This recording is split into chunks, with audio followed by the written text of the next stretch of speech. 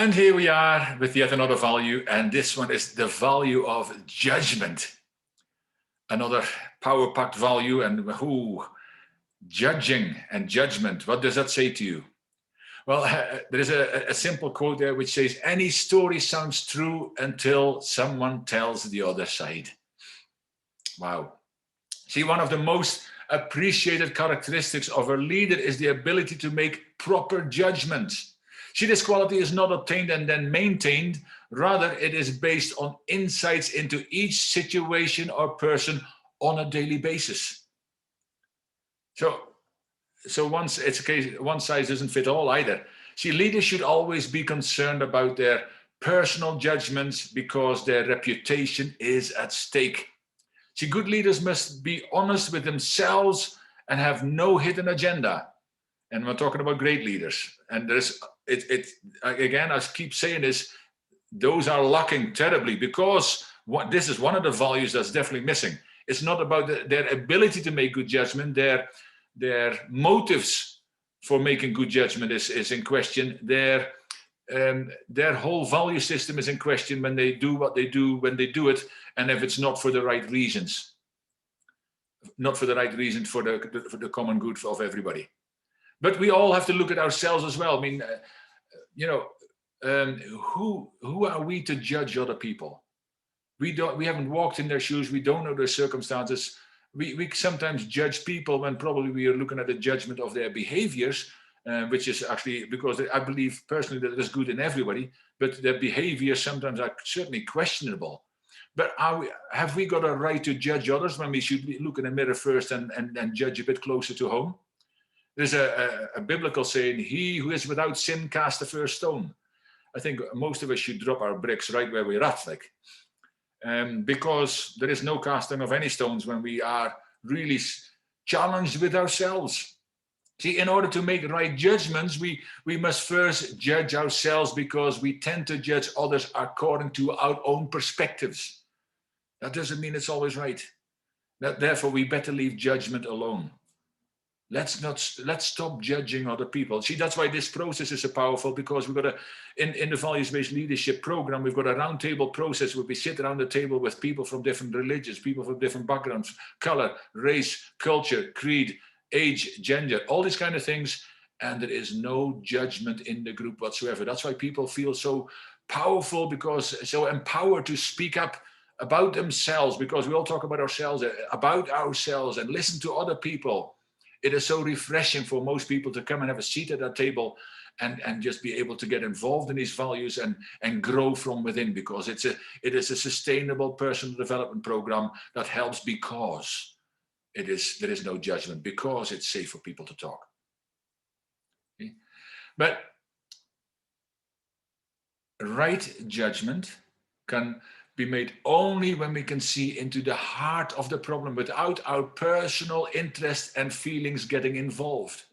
I mean, all of a sudden, I think here about the late Stephen Covey's quote, try to understand before being understood, really also talks into that kind of stuff. See, problems are usually covered by a smokescreen, and if we don't listen carefully, we will make quick judgments and blame the wrong people. Have you ever blamed somebody who shouldn't have been blamed? And have you apologized after that? She's saying sorry is tough. The value of restraint really helps as well, that we don't always say what we want to say. And sometimes it is better not said at all. It talks into the value of restraint about that as well. And if we actually blurt things out before we actually think into something, and once it's out there, we can't take it back. And then we need to go into the value of forgiveness. And these are for forgiveness for the things we said. But that already might have hurt people or upset people or made people angry. Then the value of conflict resolution comes in, or confrontation. All these other kind of things come together because the value of listening wasn't also adhered to. They all come together. But we can be taken advantage of unless we have some insight and right judgment about people.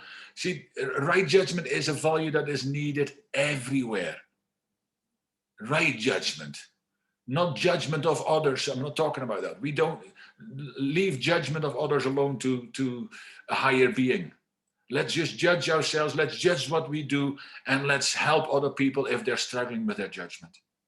Surely we can do that as human beings. We need to help each other more rather than take each other down, especially at a time like this. It's always necessary, but especially now. So some of the benefits of practicing sound judgment are that people will have confidence in us if we have a reputation of judging things honestly. Value of honesty, also very powerful. And then another one is we will avoid impulse buying and costly mistakes by practicing good judgment. See, that's another place where we need to have judgment. When we buy something, we just buy it and then maybe we regret it afterwards, or we should never have bought it in the first place. But if we really sit down long enough and take into consideration, is it necessary? Do we need it? Is it really what we want? Or is it really something that somebody else wants, or that we want to show to other people that we have? That's also the wrong judgment. But so many things in here. Again, some characteristics of a person who has sound judgment is that they have a good understanding of life and people. Making decisions and judgment is tied to our capacity to understand people's temperament, motivation, and reactions, and is a lifetime learning commitment. See, all these values, I always say about personal development and self-care and all this kind of thing, it's not a one-day thing, it's an everyday thing. And learning more about judgment is also an everyday thing, a lifetime commitment. And these people who have that character of having sound judgment, they know that already, and they're committing to it every single day because they've learned how to. And that's what we do here. When we become aware, we can make choices. See, choice is a function of awareness. And so when we do that in coaching, we talk about it as well in our coaching workshops. And knowledge is they say knowledge is power, and this is awareness of some awareness. It's much more powerful because when we become aware of something, then we can make choices on what to do with it. And when we can make choices, we need to take action. So the second one is that they are more concerned with what is right than who is right. Now think into that sometimes. Have we sometimes done that wrong? Have we sometimes judged people because we thought we trusted a person and they were wrong, and yet there is another person we had our doubts about, and yet they were right? So what is right rather than who is right? That's a simple example of it, of course. But also a couple of steps to follow to have better judgment. And the first one is don't make decisions under pressure. This will earn a reputation of being wise if you do that right.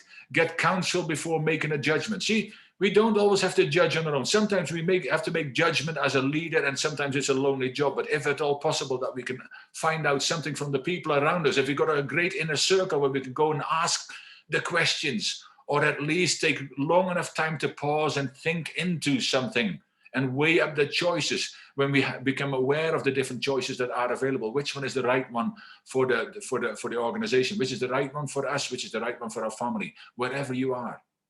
But don't make those decisions under pressure hastily. That's one thing for sure. And the second step to follow is forgive and look forward to the future. Now, that is sometimes tough to do, but don't freeze frame people by past mistakes. See, good judgment is often learned from past mistakes. That's what's called experience. But use your stumbling blocks as stepping stones to a better future. See, today's decision will determine our future. And that's what I will say. Sometimes you win, sometimes you learn. And it's when you have to learn. And sometimes we need to forgive other people because they also make mistakes, but so do we. And we hope that we are also forgiven for the mistakes we make. So we can't give what we haven't got. So we need to forgive other people as well. So we can't only expect them to forgive us if we are not willing to forgive them, or forgive others, to pay it forward, if you like. But, experience is something that happens after making plenty bad mistakes, or at least mistakes. So then when we learn from them, then we can move forward to tomorrow or the next step better prepared. That's what happens. So that's why they said use your stumbling blocks as stepping stones to a better future. And that way we can make better judgments when we have made mistakes. That is the fortune behind it. And we all have done so. We all will do so because we're alive. And when we do things, there is a good chance that we make mistakes. But we can learn to make better judgment and make fewer mistakes.